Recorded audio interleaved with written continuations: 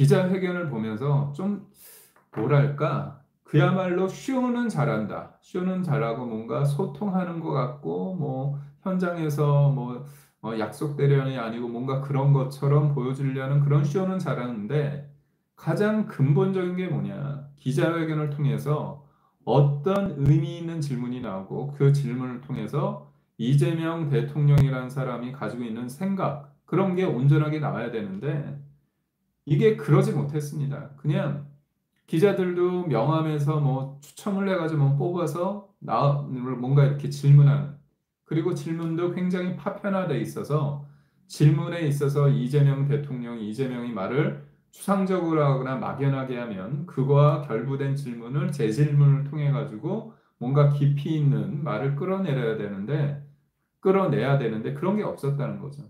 그리고 또 저는 기자들 입장에서는 적어도 세 가지는 꼭 짚었어야 된다 얘기예요. 뭐냐면 검찰 개혁이라고 말은 하지만 사실상 당신이 보복 수사를 당했다고 생각해서 국가의 공기관을 수사기관을 이렇게 70년 넘게 이어져온 검찰을 해체한다는 거는 사적 보복 아닌가 그런 우려이 있는데 이게 왜 아닌지 그리고 나의 어떤 그 검찰 수사와의 관계가 있는지 없는지 그런 거에 대해서 질문을 했어야 되는 거예요. 그런데 그런 질문에 대한 질문은 안 하더라고요.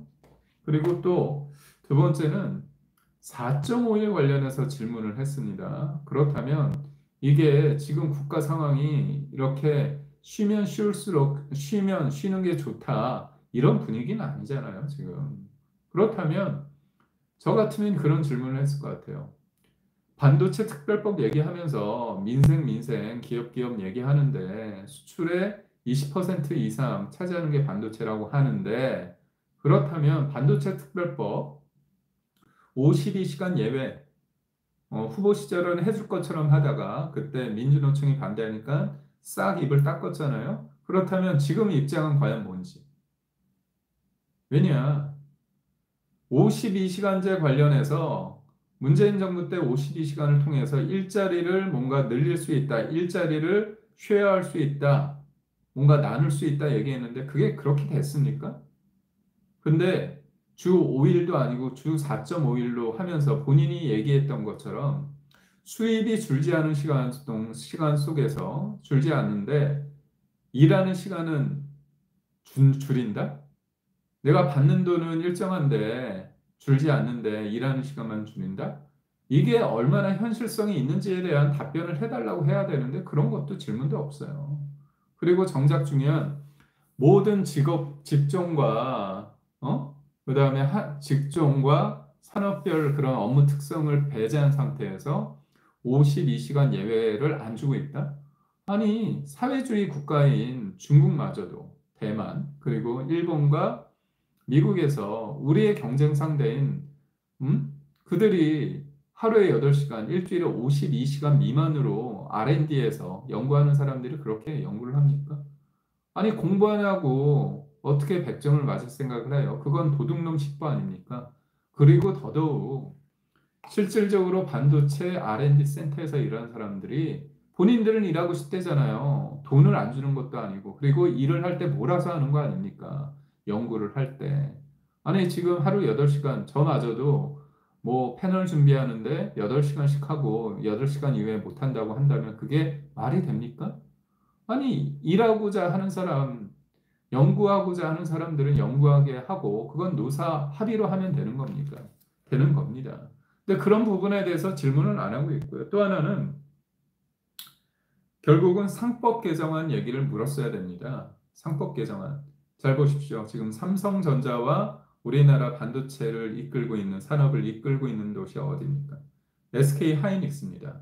근데 SK 하이닉스가 어떻게 만들어졌는지 아십니까? SK와 현대전자, 하이닉스가 M&A 된 거예요. M&A 된 겁니다. 그런데 그 당시에 지금은 SK 하이닉스가 굉장히 돈을 잘 벌고 있죠. 처음부터 돈을 잘 벌었습니까? 아니에요. 수많은 돈을 투자해야 됩니다. 수조 원을 투자해야 되는 겁니다. 그렇다면 상법 개정안의 주된 내용이 뭐냐?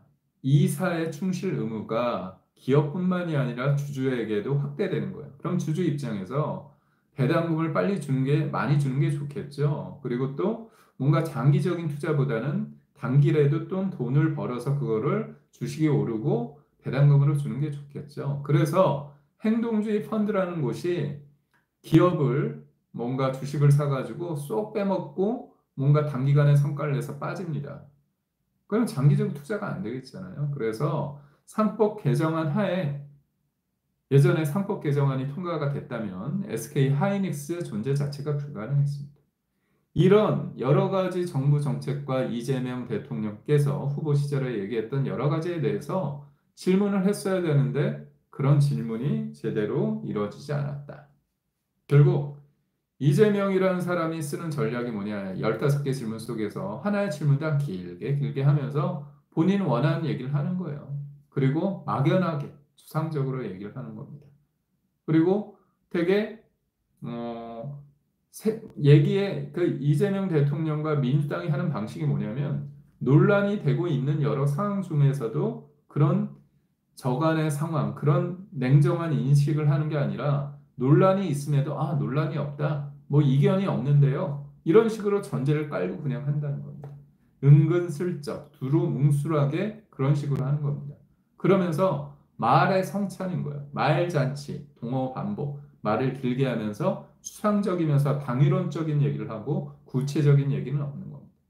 어떻게 보면 30일 동안 본인이 뭘 성과를 냈겠습니까? 결국은 돈 풀어가지고 사람들한테 돈 준다는 얘기, 그리고 인사 관련해서 자기 사람들 쫙 넣은 얘기, 그러면서 협치 얘기하고 있고, 야당에 대해서 뭐 존중하고 자주 만난다는 얘기를 하는데, 만나서 밥 먹고 차 마시면 뭐합니까? 자기 마음대로 김민석 후보자 같은 사람, 음? 결국 김민석 후보자 관련해서 그런 표현을 썼어요. 뭐냐면 진짜 입으로만 떼운 김민석 후보자 아니냐. 입으로만 떼었죠. 왜냐? 객관적인 본인이 주장하는 것들을 증명할 수 있는 객관적 자료가 없습니다. 제가 늘 얘기하지만 증여세 냈다고 한다면 청문회 끝났지만 국민적 의혹이 있으니까 증여세 낸 증빙 서류, 자료 공개하시라는 거예요. 근데 그거 안 합니다. 그러면서도 뭐 민주당, 그 국민의힘 쪽에서 뭐 도망을 가서 자료를 보여주려고 했는데 못했다. 이런 황당한 거짓말을 하고 있습니다. 이런 사람을 뽑아놓고서, 이런 사람을 국무총리로 만들어 놓고서 이재명 대통령께서 하시는 말을 보면 참 기가 찹니다. 결국 오늘의 상황에 대해서 그 기자회견에 대해서 총평을 한다면 뭔가 본인이 잘하고 있다는 이미지를 강요하기 위해서 뭔가 보여주기 위해서 그럴싸하게 뭔가 소통하는 장치는 만들었습니다. 그래서 명함을 통해 놓고 명함을 이렇게 뽑기식으로 하면서 뭔가 로또인가요? 당첨을 이렇게 보여주면서 그러면서 뭔가 기자들한테 여러 가지 할 수 있는 기회를 주는 척하고 약속 대련이 아니란 것처럼 얘기를 하지만 사실 질문은 다 예측 가능합니다. 돌발적인 질문을 한다는 것 자체가 어떻게 보면 돌발적인 행위죠. 아니, 국민들이 원하는, 국민들이 궁금해하는 그 질문이 딴 나라, 뭐 달나라에 있습니까? 별나라에 있습니까? 다 예측이 가능합니다. 저도 대통령실에 있을 때 평상시 기자들이 어떤 거를 궁금해하는지 그런 것들에 대해서 기자들과 소통하면서 알게 되죠. 뭐 하루 이틀 보는 것도 아니고 끊임없이 기자들이 저한테 제가 묻지 않아도 어떤 정책에 대한 거와 대통령의 어떤 입장에 대해서 끊임없이 질문을 합니다. 그래서 예측 가능해요. 그렇다면 질문이 크게 중심적으로